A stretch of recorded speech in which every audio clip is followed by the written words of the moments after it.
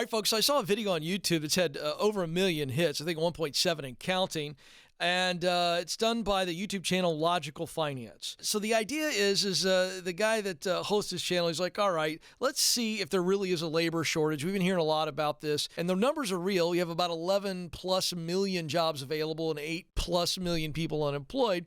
And you hear this all the time. I can't hire anybody. I can't hire anybody. So this guy said, all right, let's do this. He goes, I'm going to apply to 1,000 different jobs. Let's just see what the response is. And this video has really caught fire. It's really fascinating. I'm going to break it down. So let's roll this video. I decided to apply for 1,000 jobs because I keep hearing that the job market is broken. Well, let's find out how bad it really is. Now, since it's been so long since I've done my own resume, I'm going to buy a template from Etsy. Okay, so the main issue I'm having with this is that almost every template I'm seeing has some sort of objective statement or profile section, so I may just have to get one and delete that. Okay, great point here. I love this. This is why we created our own very resume template, because I bet that there's 8 billion resume templates online. And if you just search resume templates, it's like you're overwhelmed. Where do you start? And some of these resumes are so poorly written in the fact that they're so corporate. You start off with a bad impression when your resume's boring or irrelevant. The data says that hiring managers only spend about 7.5 seconds looking at your resume. So he's absolutely right in customizing the resume to actually be relevant to the job. Okay, so I ended up buying and filling out a couple resumes here, and I must say, I think we got a couple winners. Now, I'll be the first to admit, filling out resumes was a bit more challenging than I expected. That said, I've filled these out based on the way I would like to see them as a potential employer. So I've got these 2 different resumes, and I think I'm going to do a total of 2 different versions of each one. One where the candidate is expecting to graduate from college in the next few months, and another where our candidate never went to college and just has a high school diploma. So when all is said and done, we're going to have 4 resumes. Each resume is going to have a college and a high school version. All right, so quick pause here. This is going to be really interesting, and I like what the exercise is here. Oh, so I am a almost college grad, so soon to be college grad, versus I don't have college experience. Be very interesting to see what comes out of this, because again, many times now in today's working economy where we've got so much demand out there from employers, they're taking people with no experience at all. At least that's what we're hearing. We'll see how this plays out. It took a lot of work, but we're ready to apply for jobs.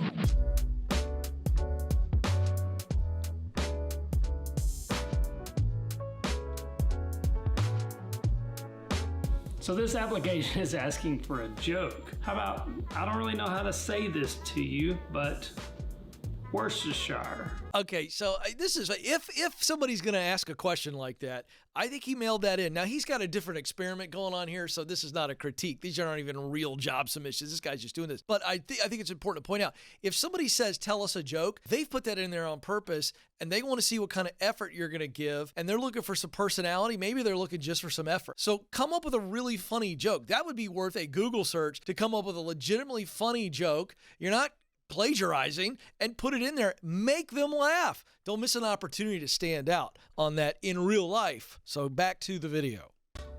And in parentheses, C, which if you didn't know is Spanish for sure. That's funny. That's the way actually that I'm funny. actually applying for all these jobs is one of 2 methods. First, I took a list of the S&P 500 companies, so 500 of the largest companies in the US, and I just go to their career site and you look for entry-level jobs. The next way is I'm going to career websites like Indeed, Career Builder, and I'm searching for entry-level jobs on there. I find companies and positions through there and then go directly to their websites. In my own experience, when I've received applications, it always meant a lot more if they went directly to our website as opposed to a job board. And with this click here, I believe that is job application 1000. That took quite a bit longer than I expected. The worst part of the process is you upload a resume and then not having to refill all the information in, but when the system attempts to upload your information into the fields, but does it incorrectly, and then you have to go back and delete all that information and then re-add it again. The second worst is assessment test. Instead of taking 2 or 3 minutes to apply for a job, you do an assessment test and you're talking 15, sometimes 20 minutes to apply for a job. The first few were like a little bit fun, but after 2 or 3, they were just brutal. Okay, so this is a key point here, and this is where business people and leaders have been sucked into the idea of efficiency in their screening process, and what they don't realize is what he's saying is absolutely right. You are repelling good candidates because it's so exhausting to apply for you. So I'm talking to leaders here on this. This is what people don't get. And honestly, it should be a red flag to you. If a company makes it really hard for you to apply there, I'm talking about apply, not get in.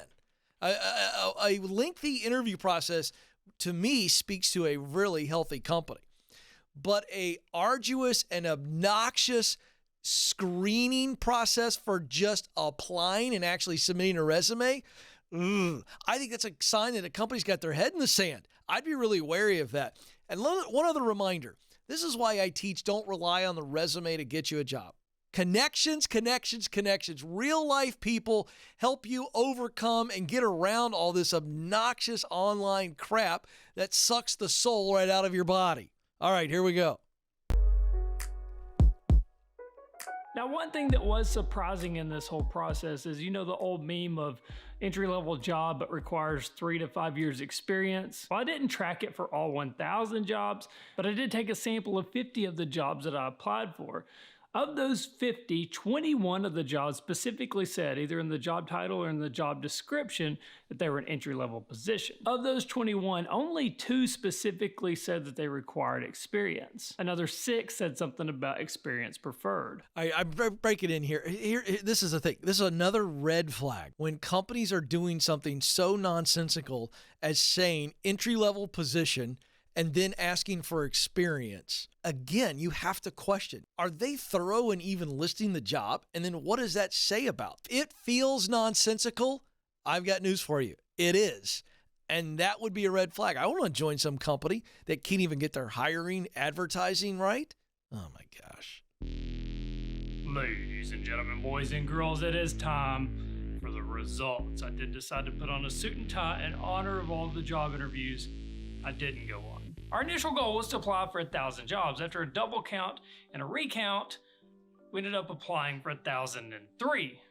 I always say it's better to be a little bit long. Now, with that said, across the 1,003 job applications, we received a total of 259 interview requests. We also got 47 flat-out rejections. All right, you know what that response rate should tell you? You can't just rely on submitting resumes online. You just can't, because the narrative doesn't match up the reaction. The narrative is, we can't find good people, can't find anybody who wants to work. This guy applied to 1,000 jobs and only got 250 responses. You can't trust their systems. You've got to make personal connections to get real interviews, to get a chance at getting the job. In addition to all of that, we got 87 calls where they didn't leave a message and I wasn't sure where the call came from. If we assumed all of those calls were to set up an interview, that would push our return rate to 35%. I decided to throw those out though, because even on the first day that we had the number set up, I was already receiving spam calls. So net, that leaves us with around 650 jobs with no response. But obviously we're going on about 10 days now. If you haven't called us back yet, you're probably not that thirsty for employees. I'm married now, but back in my dating days, if a girl hadn't called back in 10 days.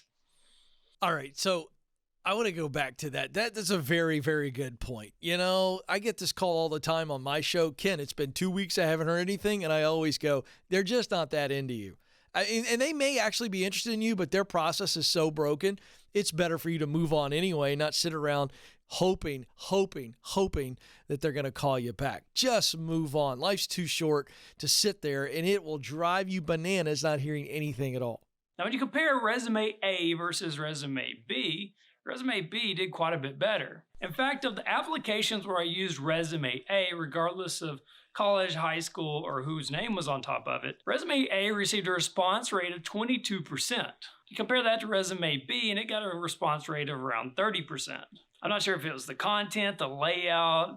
I'm not sure what the difference was. I tried to make them really comparable, so I was a little surprised at the difference. College versus high school was also pretty interesting. Again, same resumes, just changed the education section. And keep in mind that I only applied for jobs that I thought we were qualified for. So if a job required a college degree, I would apply for it with the college resume, but I would skip those with the high school resume. When it comes to response rate on the applications where I used the resume where we were just about to graduate from college, I got a response rate of around 22.4%. Now, the high school resume received a response rate of about 35%. And the first reaction may be as well, does it actually hurt you to have a college degree in the labor market? I think there's a couple reasons for why those two may be pretty different. For one, with the college resume, I was applying for a little bit higher quality jobs. A lot of these jobs required a bachelor's degree, and so they're probably a little bit more competitive. But I think what might have been even more impactful than that, though, was with the college resume, we were expected to graduate in about 3 months. Whereas the high school resume, we had already graduated. That means that employers that couldn't wait an additional 3 months might have skipped over the college application. All right, so this college-high school comparison is interesting. Again, you got to be careful not to take too many conclusions that are very concrete, and he does a good job of kind of saying that. But I think the issue is people are saying, I don't need a college degree from these people to train them to do what I need them to do. That's my takeaway from that, because we're seeing that over and over again. It doesn't mean that a college degree hurts you, but in this situation, I don't think it helped at all. And I do think that there is a time frame issue. I think that's a good takeaway that he makes there. But I'm telling you, companies are going, look, the fact that you're available and the fact that we can train you will take you. And the response was higher without the college degree.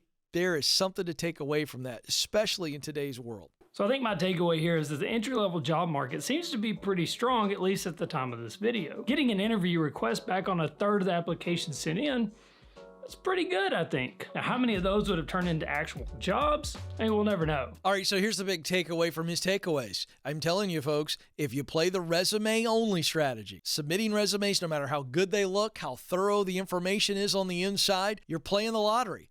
I'm not impressed with 20 to 30% response. You are playing the numbers game and you don't stand out.